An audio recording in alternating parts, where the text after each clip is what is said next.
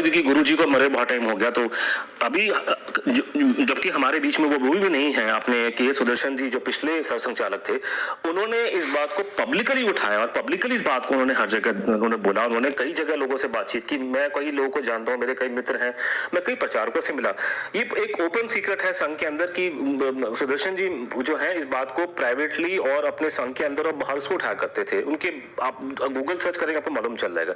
लेकिन तब भी लोगों का कुछ कहना, कुछ मैंने कहा कुछ अजीब और गरीब सी कहानी चल रही है कि नेताजी की फैमिली है कि लोग हैं, उनके साथ में कुछ कम्युनिस्ट हैं, कुछ कांग्रेस पार्टी के एलिमेंट हैं, कुछ उसमें मतलब बेसिकली जो अपने पकौड़े तलने के लिए आ गए, कोई दीनमान है नहीं, कभी कुछ बोले कभी कुछ बोले, वो बेसिकली हमारे पीछे पड़े हुए। तो उल्टी सीधी बातें पब्लिक में फैला रहे हैं, कंफ्यूज कर रहे हैं पब्लिक को, वोटर्स को, कि ये तो साहब ये तो किसी का कॉन्टेक्ट नहीं था, वो सुदर्शन जी ने कभी कही नहीं ऐसी बात, उनका मतलब वर्ड को ट्विस्ट कर रहे हैं। तो ये छोटा सा वीडियो जो आपको दिखा रहा हूं कि यहाँ सुदर्शन जी की स्टेटमेंट आप खुद सुनिए। ये मेरे ख्याल से कलकत्ता में कोई मीटिंग थी, प्रेस कॉन्फ्रेंस, जहां उन्होंने इस बात को क्लियरली समझाया, बोला कि उनके हिसाब से गुमनामी बाबा ही सुभाष चंद्र बोस थे। और आप ये सुनिए, ये उनका रिकॉर्ड है। और ये जैसा कि मेरा बोलना है कि अगर कोई ऐसी इंक्वायरी, जैसे नेताजी की फैमिली के लोग डिमांड कर रहे हैं कि इंटेलिजेंस ब्यूरो की इंक्वायरी होनी चाहिए, इसीलिए राजनाथ सिंह को उन्होंने आह्वान किया कलकत्ता प्रेस क्लब में। और अगर ऐसी इंक्वायरी होती है और इस इंक्वायरी में अगर आप चाहते हैं कि इंक्वायरी हो और आईबी पता लगाया कौन कौन वो लोग हैं, तो भैया आरएसएस भी लपेटे में आएगा, सिर्फ अनुज और चंद्रचूड़ घोष लपेटे में नहीं आने वाले, चिंता मत करो। तो आप रिवाइव करें, हम तो बहुत वेलकम करेंगे। और इस इंक्वायरी का मेन मुद्दा भी होना चाहिए कि संघ वाले ऐसी बातें क्यों बोल रहे थे, वो भी एट द लेवल ऑफ सरसंघ चालक। तो ये वो छोटे मोटे, मैं किसी प्रचारक की बात नहीं कर रहा हूं। तो ये सुनिए, ये वीडियो आपको यहां दिखा रहा हूं अभी, आप उसको देखिए, आपको समझ में आएगा। बाकी आप लोग समझदार हैं, देखिए।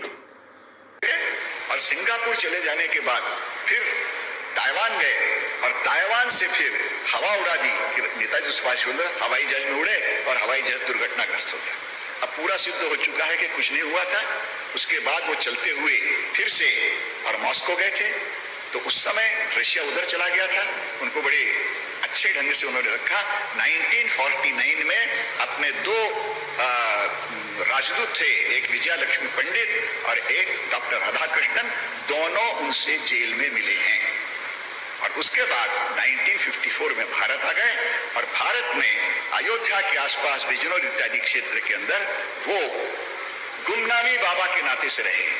तो कोई नहीं देख सकता था उनको, केवल उनके दो डॉक्टर और एक महिला जो उनके लिए भोजन बनाती थी, सरस्वती अम्मा, ये दो इनको देख सकते थे, बाकी कोई नहीं। लेकिन जब वो बोलते थे तो इस प्रकार बोलते थे जैसे आंखों देखा हाल बोल रहे हो। उनके 1985 में उनका देहांत हुआ। उस समय पर उनकी जो सारी डायरियां निकली, उस डायरी का जो हस्ताक्षर था और उनके जो पुराने हस्ताक्षर थे, दोनों मिलते थे। फॉरेंसिक हस्बैंड का नेताजी सुभाष चंद्र बोस के।